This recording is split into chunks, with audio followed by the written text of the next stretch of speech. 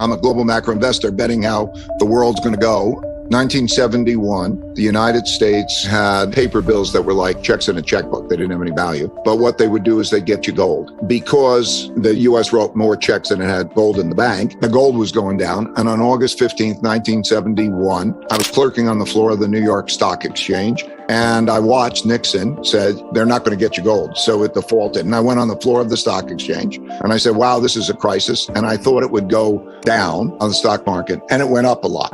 And so I researched it, and I found that on March 5th, 1933, the exact same thing happened. Roosevelt announced that they were not going to get the gold and that they would go off that and that they would print a lot of money.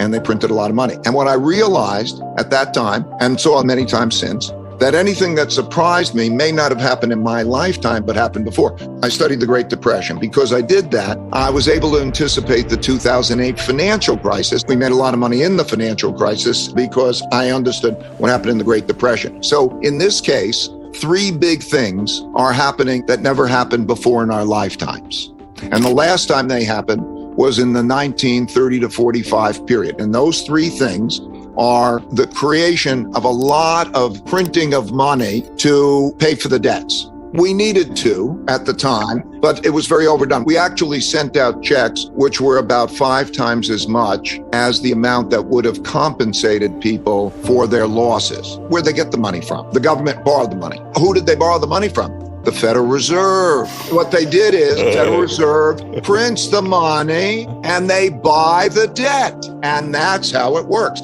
So now everybody gets all these checks and everybody's happy because they get all these checks. But when they get all this money and then they spend it, everybody's surprised they got inflation. We've increased the amount of money by 25% or more. What has happened? The price of anything is equal to the amount of money and credit spent on it divided by the quantity of it sold. And so when you increase the amount of money and credit, buying power, spending, by a lot more than you increase the quantity, you get inflation. What happened in both of those cases is they hit zero interest rates. So I can't lower the price of money. So what do I do? Number two is the amount of internal conflict that's going on in the United States, the size of the wealth gaps, the size of the political conflicts is the greatest since not only the 30 to 45 period, it's much greater than that, 1900. You have to go back to 1900 to have that conflict. We're having a form of a civil war where populism is one side in a battle with the other side that won't accept losing. That's why in the next elections, there's a good chance that neither side will accept the result and accept losing. History shows that when the causes people are behind are more important to them than the system is in jeopardy. Right now, there's not much agreement and the polarity is becoming greater. The political right now, if you follow politics, if you even watch events like, what will the reaction be to Supreme Court making the decision of Roe versus Wade? Why are moderates in the political system choosing not to run for re-election?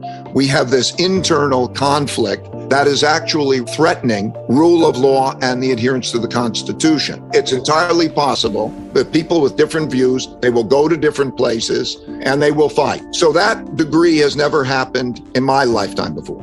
I was born in 1949. 1945 was when the New World Order began. These world orders happen because there's a conflict and then somebody wins. So that brings me to the third thing that's happening, which is the rise of a great power to be comparable, China, and with it, Russia, and they form alliances, right? There's the Allied powers and the Axis powers, two different sides, kind of, and then they're competing. Because what happens is when you have a new world order, the winners of the war get to set the rules. So in 1945, America won, and it was the richest country in the world. It had 80% of the world's gold, and gold was money. And it had 50% of the world's economy, and it had a monopoly on military power. And so it set the rules, and that's why the UN is in New York and the World Bank and IMF are in Washington, D.C. It set the rules. So that's changing. There are certain things that we're doing. We're spending a lot more than we're earning. We're living off the printing presses. We're letting the infrastructure go. We're giving our next generation debts. We're not educating all children well. And we have a world order battle. There is an Allied and Axis power kind of thing that is emerging. There's certainly a competition. There are 5 different kinds of wars. There's a trade war, There's a technology war. There is a geopolitical influence war. There's a capital war. And there could be a military war. There is a military war now in Europe with Russia. And those are the patterns of history. And there's only one way to do well, and that is to be strong in all those ways. So I'm very bipartisan. I believe the opposite of the polarity, the extremes of the left or the right. I pray for the middle and bipartisanship to find ways. I've watched the process evolve in the cycle. So what happens is you have the war, you have the new rules. Wars are sort of great equalizers, and then you come back. And then you have a period of peace and prosperity.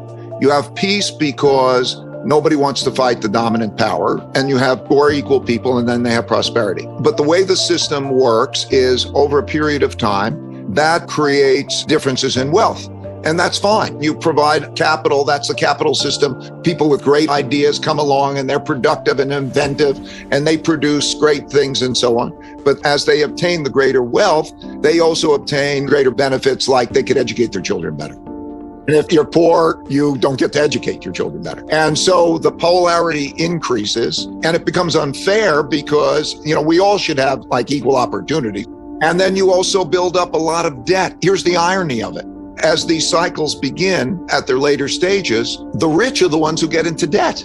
Now, you would think it's exactly the opposite. It's easier to have a good living standard and save. But like the United States, when per capita income was 40 times that in China, it started to borrow from China because they have a big saving mentality. When you have a poor person who doesn't have much, they want to save. Their saving is in our currency because when they think, how do I save in world currency? I'm going to buy dollar-denominated debt and I'm going to save in it when we borrow. And that's been the case. We didn't experience what our prior generations experienced. I know my dad went through World War II. He went through depression and war. His mentality is very different in terms of, what you take for granted or how you save. And that creates a cycle. One man's debts are somebody else's assets.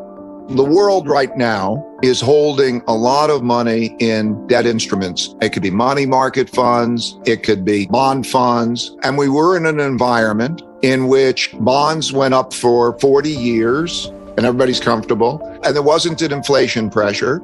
And so everybody thinks that cash is the safest place to be because they don't think about its buying power. And so what happens is you have to satisfy both the debtors and the creditors, which is difficult to do when you've got more.